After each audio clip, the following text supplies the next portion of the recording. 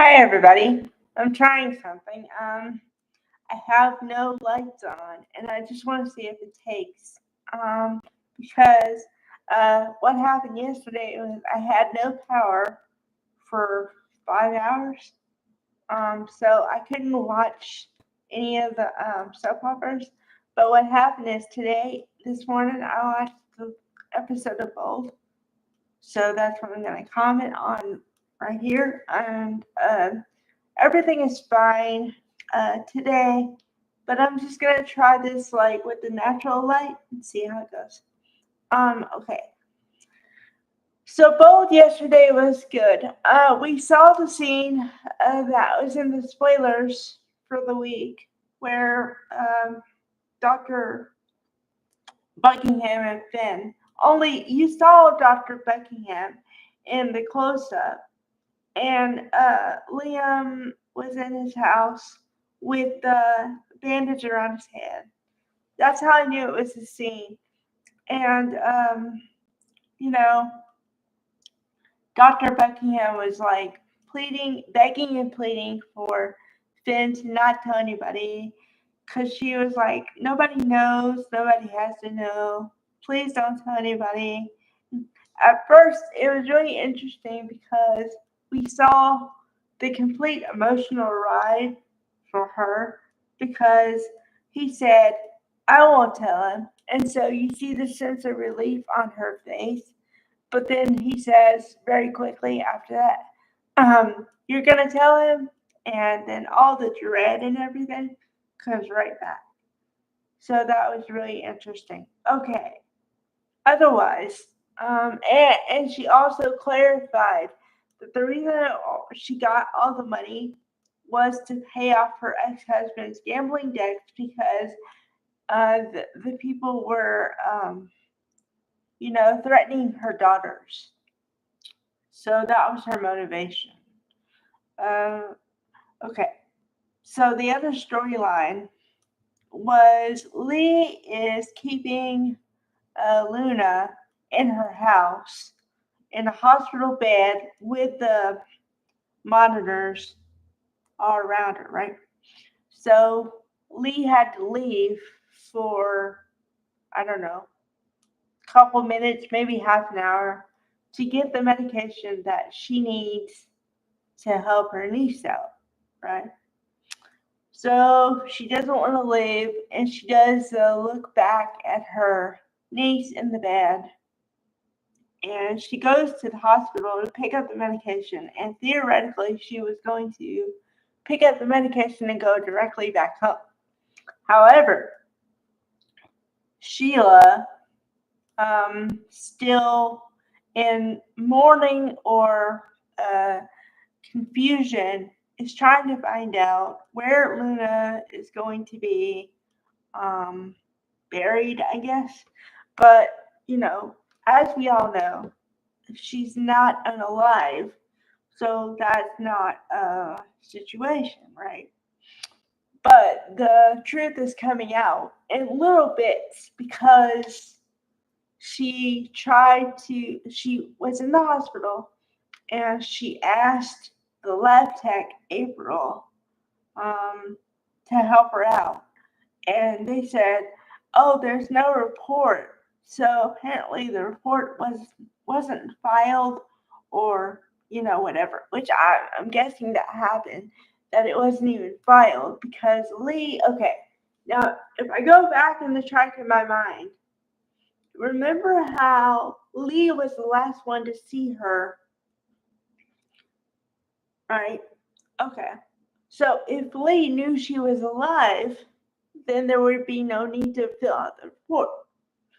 But now it's awkward, weird, or whatever language you want to use, as there's not a report of that. Okay? And it's kind of funky to me that no one's asking questions like, why is there no report? There's supposed to be a report. Wouldn't that flag a question in your mind of like something that's going on here? Like, and I'm not saying sinister, I'm just saying something's going on, because the normal protocol isn't being followed here. Yeah. I don't know. So as of now, Sheila and Lee had a very weird exchange because Sheila was asking her questions and not getting answers, and Lee had a lot of medication, a lot. There were a lot of bottles of and presumably there was a medication in the bottle, right? And then they literally run into each other, so then everything spills out, and Sheila's asking questions, and Lee is just trying to cover her tracks of cover all the medication, so then Sheila won't ask even more questions. Um, and I want to touch on one thing here. Um, well, also there are two more things I want to touch on, but I'll save the big one for last. Okay, so then we all know about the boat crash that caused Brooke to fall in the water, right?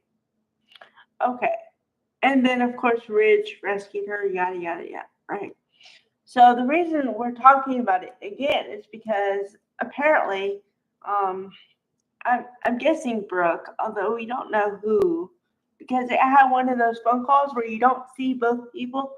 You see Hope on the phone with somebody, but there's no visual representation of who she's talking to. So you have to do a little guessing here. Okay. Okay, so she is on the phone with this somebody, and they're talking about how it, it it's good that somebody's safe and all this stuff. So I put it together that it must be Brooke, and she's on her way home or something. So yeah, that whole story is gonna play out. And then okay, here's the final thing I'm gonna say. Um, so before Sheila goes to the hospital to confront Lee, although that's not really wasn't her motivation to confront her. She just wanted to ask questions. And so Deacon says, um, well, you should let it go and just let it be that she's not in her life anymore. And I'm not trying to, I remember the exact verbiage because he says, I'm not trying to control your healing process or your grief, but let's deal with reality. I feel like I have to be the voice of reason. And the reality is, Luna is not going to be seen by anyone ever again, or going to be seen ever again. So I'm like, wow. Because I literally, okay, before he said that, and he said, you know, don't think about her anymore. I literally said, wow, it's kind of harsh for you to be like, don't do this. And then he took the words right out of my mouth. So good job, Sean Kanan. You did it. You hit the nail on the head. So yep.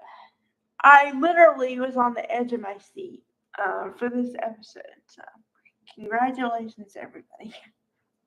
Okay. Bye, everybody.